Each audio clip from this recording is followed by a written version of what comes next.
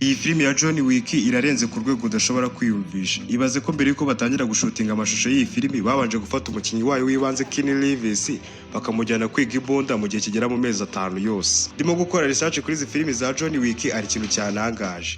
Nari ko zino filimi zatwaye budget nyinshi ariko nk'igice cyayo cya mbere cyatwaye budget ya miliyoni 20 zonyine.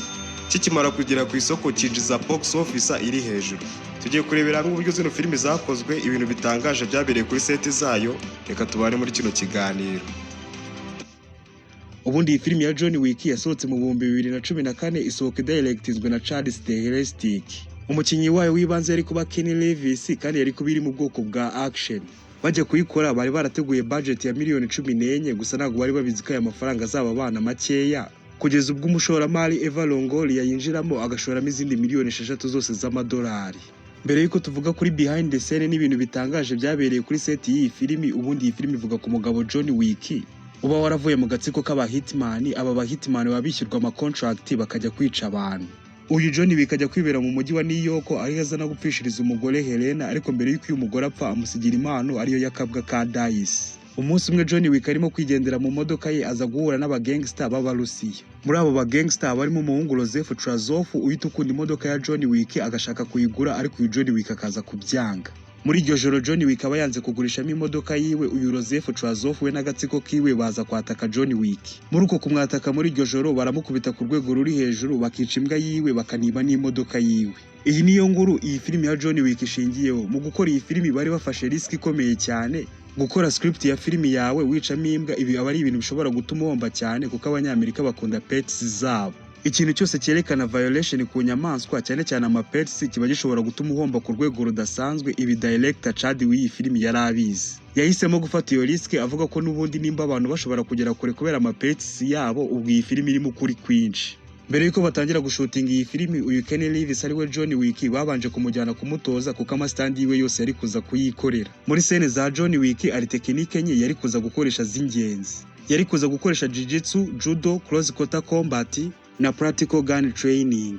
Muri izo training wari baramujyanyemo yamaragamo hagati y'amasaha 4 n'5 kandi ibi byabaye mu mezi 6 yose. Director w'iyi filimi Chad yashaka ko Keanu Reeves azazabasha nko gukokinga imbunda ku muvuduko wihuse nta kati bakoze ku buryo scene zose zizaba zigaragara nk'izanyazo koko. Ibi byaje no gutanga umusaruro dore ko Keanu Reeves 90% by'amastandi yiwe yose yaje kuyikorera kandi akagenda neza. Ziriya weapon translation wabonye muri iyi filimi zabaga ari izanyazo koko ari John Wick bazikoze na CGI bigeze bakoresha. Aba ba director b'iyi filimi Chad Stahelski n'uyu David Leitch mbere yuko batangira kuba ba director ubundi bari aba standmen. Aba standmen ni bari abagabo bakora scene zigoranye cyane cyangwa zira scene z'ubwiyahuzi birinda ko mu main actor ashobora kugirira ikibazo muri filimi hagati. Iyo main actor agiriye ikibazo hagati mu gushutinga filimi biba bishobora kudindiza filimi ku buryo igihe yari kuzasohokera kiyongera. Aba ba director kari babiri bari barambiye gukora udukati dutoya barimo guhisha udusene dutoya twagenze nabi tw'aba main actor. Iyo niyo mpamvu bafashe Keanu Reeves bakamujyana kumutoza igihe kirekire kugira ngo bazakore scene ziri wide shot, long take, clean choreography kandi ibyo byose bakabikora nta makati menshi bakoze. Mbere yuko dukomeza tukwisabiye kudutera intunga udukorera subscribe unatwibutsa filimi twaza gukoreraho ubutaha muri comment dire ko tugiye no kuzatuzisubiza. Gusa biba byiza iyo filimi yamamaye kuko nibwo ibifite amakuru menshi. Nimba wararebye iyi filimi wabonye ira hotel birimo ya Continental aho abicanyi baba bajya kuruhukira kandi akaba nta wundi mwicanyi wabageraho ngo abagirire nabi. Igitekerezo cy'iyo hoteli bari bagikuye mu zindi filime ebyiri arizo Secret Society n'indi bita Samurai Honor Codes. Aba bagabo baranategura ku rwego rudasanzwe ku buryo muri script zabo bagenda bongeramo ibintu bishobora kuzaza bikurura abantu. Mu kwandika iyi filimi bari barasizemo the band cyangwa villain witwa Viggo Chazov. Uyu Viggo Chazov ni uba warabyaye uriya mwana wiyenza kuri John Wick ariwe Joseph Chazov. Muri script z'uyu mugabo Viggo Chazov bari baramwandikiye umurongo azavuga uriya mwana wamaze gusagarira uyu John Wick. Uwo murongo wari umurongo wari dramatic ku rwego rudasanzwe ku buryo wari kuza gukurura attention y'abantu bigatuma iyi filimi ikundwa ku rwego rudasanzwe. Iyi filimi ikimara gusohoka kandi ni nako byagenze. Uwo murongo wavuga guti he's not the bogeyman, he's the one you send to kill the bogeyman. Ako gasene uwo mugabo avugamo ayo magambo nta sene zo kurwana zirimo, kara gasene ko kumvikanisha uburyo uyu mugabo John Wick ateye ubwoba bita bikagira gasene kari dramatic. Nusoma kuri Wikipedia uraza kubibona. Muri script z'uyu John Wick bari bamuhaye script z'umugabo uzaza uvuga amagambo makeya kugira ngo agaragare nk'umuntu uteye ubwoba. Nimba wararebye iyi filime warabibonye ko uyu John Wick abavuga amagambo makeya, ibi byatewe nuko abantu banditse script ziwe babanje kujya kwiga kumenya muntu, bigana psychological y'abantu bavuga amagambo makeya kugira ngo scene za John Wick zizabe zigaragara nka dramatic cyane. Iyi filime ya John Wick ikigera ku isoko yasikundwa ku rwego rudasanzwe, itayinjiza miliyoni 86 zose z'amadolari. Aya mafaranga yari menshi cyane kuri filime ya 2014 kandi yanakoreshejwe budget iri hagati ya miliyoni 20 na 30. Filime ikimara kwinjiza kano kayabo, sinzi ko nawe watuyihagarika utayisohora igice cya kabiri, dore ko igice cya kabiri cya John Wick cyasohotse mu 2017.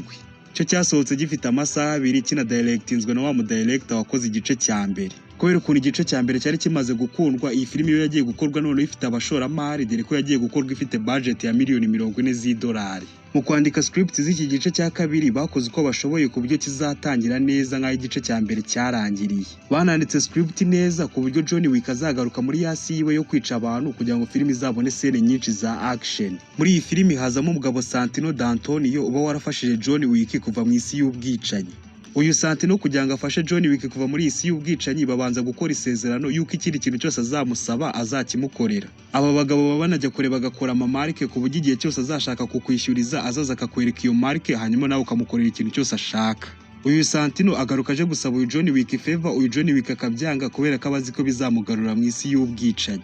Uyu Santino abonye uyu John Wick yanze kumukorera iyi favor, niho ajya gutwika iriya nzu ya John Wick, scene banashutinze bya nyabyo. Mu gushutinga iyi scene baragiye bubaka inzu ya nyayo ariko idakomeye, iri full scale set kugira ngo baze kuyirimbura gusa. Kugira ngo scene ize kumera neza nk'iya nyayo bakoze practical effect kugira ngo bazogeremo utuntu dukeya bifashishije CGI. Utwo tuntu bari kongeramo byari ibishashi by'umuriro binini n'ibintu byari kugenda byikubita impande n'impande, scene ikazagaragara nk'iya nyayo koko. Ni ukuvuga ngo bubatse inzu kugira ngo baze gushutinga barimo kuyitwika gusa, ibintu bizamura budget ya filime ku rwego ruri hejuru. Ikintu gitangaje kuri John Wick igice cya kabiri, uriya mukinnyi wayo wibanze Keanu Reeves mbere yuko batangira gushutinga yasubiye kwiga za tekinike twavuze ku gice cya mbere, ariko zira advanced kuko amastandi yiwe yose yari kuza kuyikorera mu gihe cy'amezi 8 yose. Ibyo byose babikoraga kugira ngo bazakore scene zigaragara nk'izanyazo koko kandi banazishutinge nta makati menshi bakoze ku buryo bashoboraga gushutinga umunota wose. Mu gushutinga iyi filimi director wayo Chad yari abizi ko ari scene yari kuza kubagora cyane, iriya scene bita katakombo scene.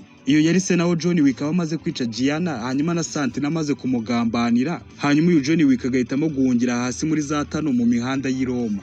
Ikintu cyari gutuma iyi scene igorana cyane nuko ari scene bari kuza gufata iri pororonje nta makati menshi bakoze. Aha uyu John Wick bagombaga kumufata scene zimugaragaza wese kandi akamenya no gukoresha ibuda ku muvuduko wihuse. Ibyo byose akabikora zini segonda ari buze kubikoreramo kandi bakabikora birinda amakatsi kugira ngo scene zizabe zigaragara nk'izanyazo koko. Indi scene yabagoye ku rwego rudasanzwe mu ikorwa ry'iyi filime ya John Wick igice cya kabiri ni iriya scene aho John Wick arwanira mu cyumba cyuzuyemo ibirahuri. Kubera ukuntu bashutingiraga mu cyumba cyari cyuzuyemo ibirahuri, ari gihe bashutingaga bagasanga ibirahuri birimo biragaragaza crew yabo. Ibi byatumaga bakora amakati menshi barimo gushaka ango nziza bari buze gushutingiramo crew yabo nigaragare. Igitekerezo cyo gukora iyi scene yo mu birahure bari baragikuye muri filime Enter the Dragon yakinywe na Bruce Lee. Mbere yuko tuvuga box office y'iki gice cya kabiri cya John Wick, ari utuntu duke ugomba kuyimenyaho. Mu gushutinga iyi filime John Wick bari bamuhaye script yo kuba afite imbwa ebyiri kugira ngo bizaze bigaragaza ko afite ubumuntu. Iyi filime yagiye kurangira ikiniwe ahantu hatatu y'ingenzi ariho New York, Roma na Montreal.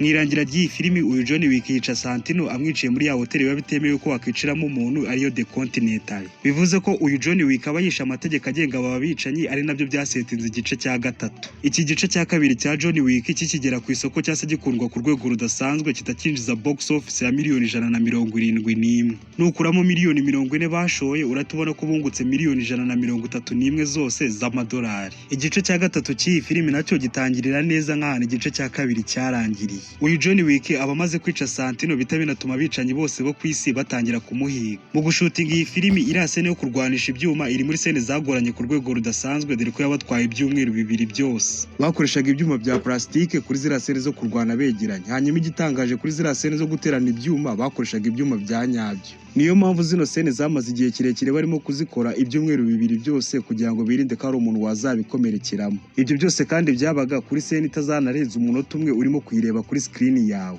Mbere yuko tuvuga box office y'iki gice cya gatatu tukata tujya ku gice cya kane ari nacyo cya nyuma, ari utuntu duke ugomba kumenya kuri iki gice cya gatatu. Ziriya sene bashutingiye muri Morocco ziri muri sene zabagoye dore ko ikirere cyari gishyushye kiri kuri degre 45 zose. Impamvu ziriya sene z'ibikomere n'amaraso zigaragara nk'izanyazo kuko nuko na CGI bigize bakoresha ahubwo bavanze amakemiko aza kuvamo yari amaraso wabonaga. Bari abicanyi wabonye muri iyi filimi ya John Wick bose bari aba stunt performer, ni nayo mpamvu ziriya sene zose zo kurwana zigaragara nk'izanyazo. Muri script y'iyi filimi uyu John Wick byari kuza kurangira apfuye, gusa baje kubona ko abafana bagikunze iyi filimi birangira bahinduye script uyu John Wick asoza ari muzima. Iyi filimi yo yagiye kurangira ikoreshejwe budget ya miliyoni 75 ikigera ku isoko itayinjiza miliyoni 327.